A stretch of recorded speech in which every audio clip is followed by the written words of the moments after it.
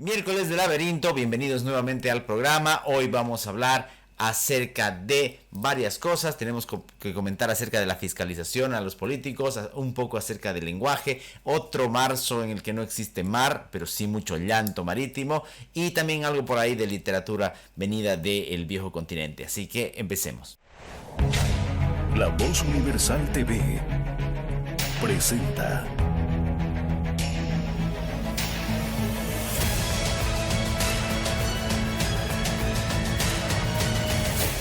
El Laberinto con Andrés Canseco. Este programa cuenta con el auspicio de Universidad Salesiana de Bolivia. No me fiscalicen porque yo soy bueno. Esa parece ser la consigna que implícitamente está en la mente de quienes manejan la cosa pública. Hemos podido observar en todos los niveles de gobierno cómo se manipula, cómo se maneja todo un tipo de argucias, vueltas, triquiñuelas para que el político y el burócrata no sea fiscalizado. Claro, y muchos dicen que esto tiene que ver de repente con una expansión de la viveza criolla, encontrar el hueco para no ser fiscalizado, para no ser vigilado, y mucho menos para ser denunciado después. Pero lo interesante acá es cómo se juega con el elemento emotivo y moral. Como por ejemplo uno puede encontrarse con alguien que dice desconocer cómo se iba a firmar un contrato multimillonario en el municipio más grande de Santa Cruz de la Sierra. Y que a última hora, ante las observaciones de algunas instituciones también públicas, que por alguna obra milagrosa del destino funcionaron, entonces dice, no, resulta que no, yo no voy a firmar eso. Entonces, o por ejemplo, ese rechazo a que se fiscalicen desde los órganos legislativos municipales los contratos. Lo mismo pasa con la asamblea, lo mismo con la asamblea departamental.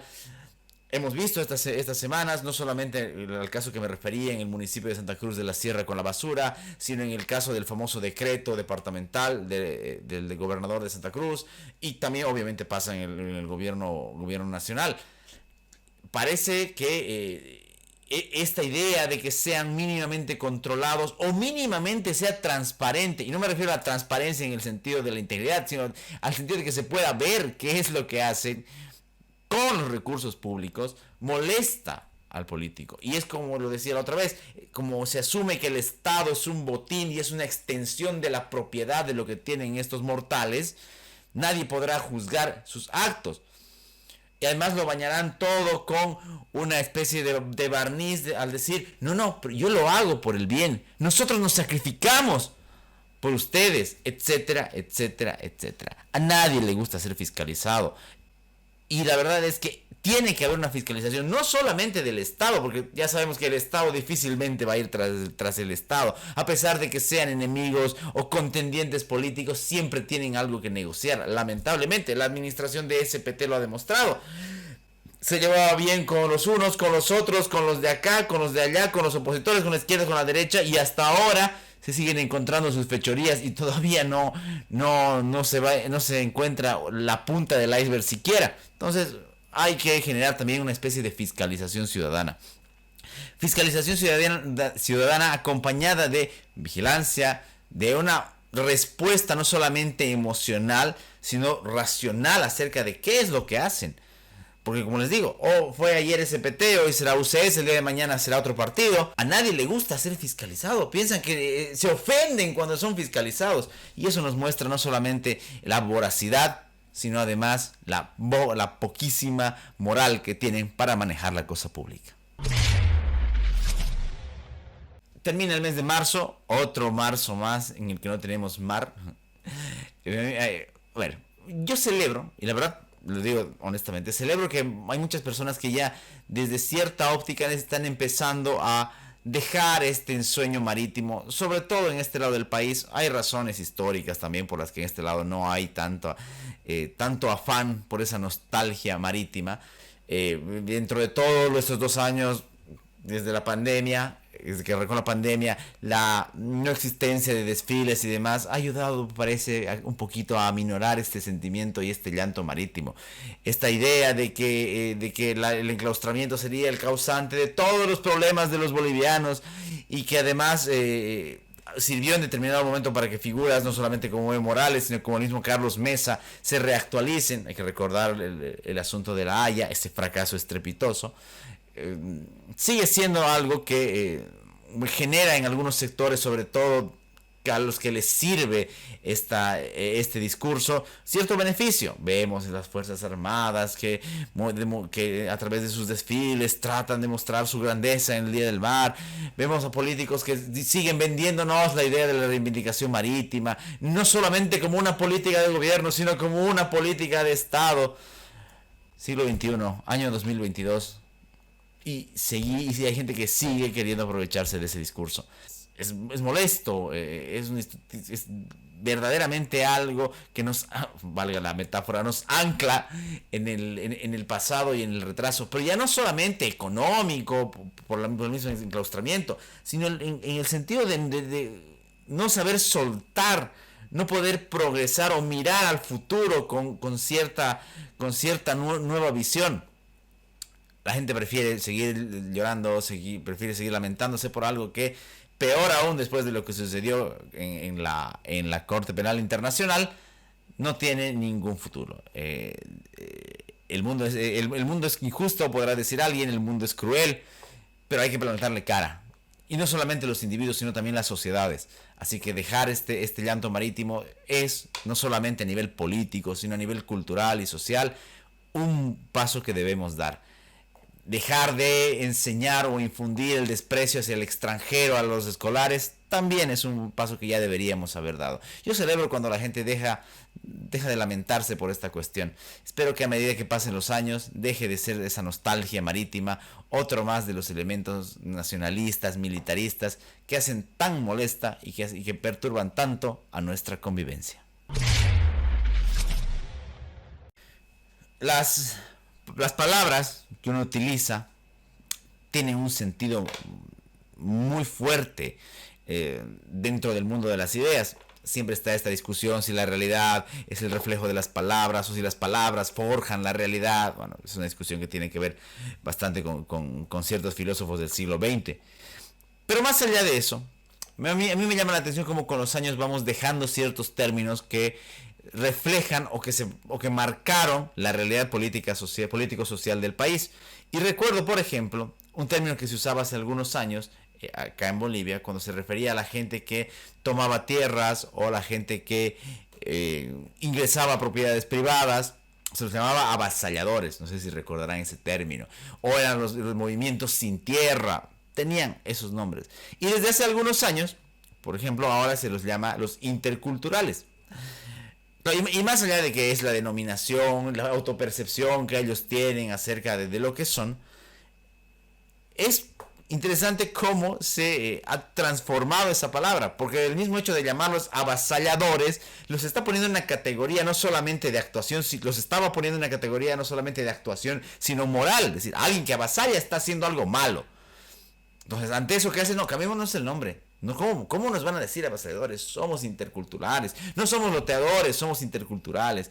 Y esa categoría se ha creado y ahora existen ya no solamente como traficantes de tierras o como loteadores, sino una categoría política. Son hasta miembros del Pacto de Unidad y de todos esos aquelarres socialistas del siglo XXI tan nefastos que siguen existiendo. Entonces, vale la pena repensar aquello. Ese es un ejemplo de lo de los avasalladores. Podemos encontrar varios en los que para la conveniencia se ha modificado no solamente el significado de las palabras, sino también la denominación de ciertos grupos y de ciertos actores, y también de ciertas actuaciones. Y eso está muy relacionado a lo que es la posverdad, porque dentro de muy poco tiempo, porque 7, 8 años en la escala del tiempo no son nada, las siguientes generaciones no recordarán y no podrán identificar quiénes eran estos que loteaban, que avasallaban, que se entraban, que invadían. El día de mañana no serán ya criminales, sino serán justicieros o luchadores de la revolución. Eso pasa también. Por ejemplo, decirle guerrillero a alguien, eso era mal visto. No, es un revolucionario. No importaba si el sujeto tenía AK-47 o si estaba dispuesto a matar, no solo a morir, sino a matar por su sueño revolucionario sesentero o setentero.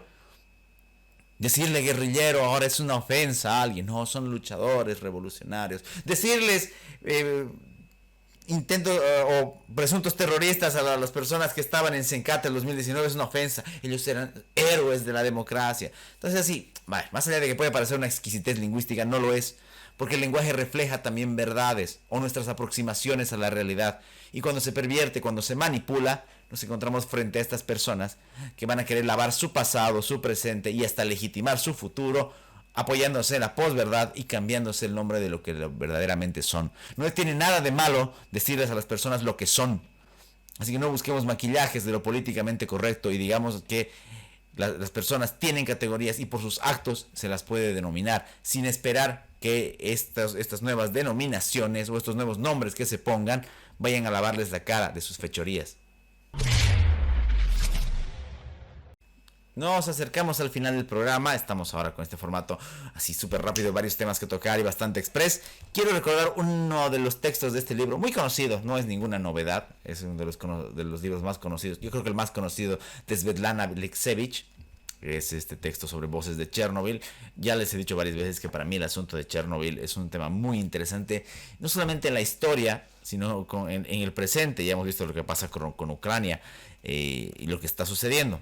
Pero más allá de ese hecho histórico, me quedé el otro día releyendo un fragmento de este libro y me dejó muy, muy colgado. Es específicamente el que se encuentra en la página 184. Se llama Monólogo a dos voces, de hombre y de mujer. Es un registro de las palabras de dos maestros en la zona de exclusión de Chernobyl.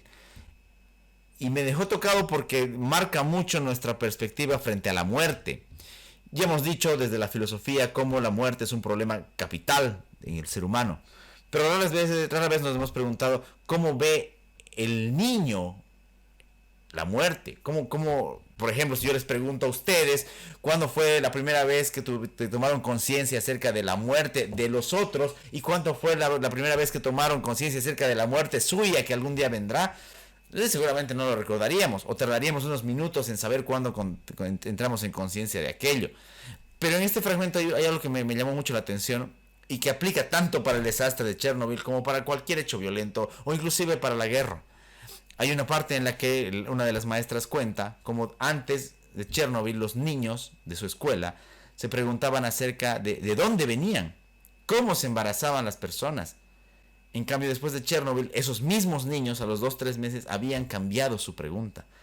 Su pregunta era entonces, ¿dónde vamos cuando morimos? Esos niños habían entendido en la crudeza del desastre, en este caso de la central nuclear, pero podría ser también otro, que su existencia estaba al límite, que no tenían la esperanza de los largos años por venir. Y más allá de que es un pasaje corto, un fragmento corto de unas cuantas páginas, es muy fuerte. A mí me conmovió bastante, más allá de porque trabajo en la educación, sino porque nos deja esta idea de cómo la potencial inclusive desaparición y destrucción de las sociedades y hasta del planeta va a ser vista por los ojos de los más pequeños. Cómo ve un niño la guerra, cómo ve un niño la muerte, cómo ve un niño la catástrofe, es muy diferente. Y claro, por inclusive los jóvenes, adolescentes, cómo ven todo aquello. Es muy diferente a cómo se ve desde el mundo de los adultos, entre comillas, aunque muchos adultos son niños con poder que se comportan como caprichosos, eso también lo sabemos. Entonces, ¿cómo ven esto? Es un tema muy, muy interesante y me dejó pensando, por así que lo sugiero. Todo el libro es buenísimo, pero vale la pena recordarlo. El libro de Voces de Chernobyl de Svetlana Alexievich. Más en estos tiempos en que otra vez esa zona está siendo un escenario de conflicto en este mundo. Ya no, ya hemos dicho por el tema de la central nuclear, sino por otras cuestiones relacionadas a lo bélico. Y ese ha sido nuestro programa de hoy. Agradecerles como siempre por dejarnos sus likes, por estar, por aguantarnos, por seguir los contenidos de la página. Como siempre estamos dándole mayor actividad cuando se nos ocurre alguna que otra cosa. Pueden seguirnos, recuerden, en Facebook, en Instagram, en Spotify y también en YouTube. Estamos en esas y en otras más. Mi nombre es Andrés Canseco. Nos volveremos a encontrar en otro laberinto. Hasta siempre y buenas noches. Este programa cuenta con el auspicio de Universidad Salesiana de Bolivia. El laberinto con Andrés Canseco.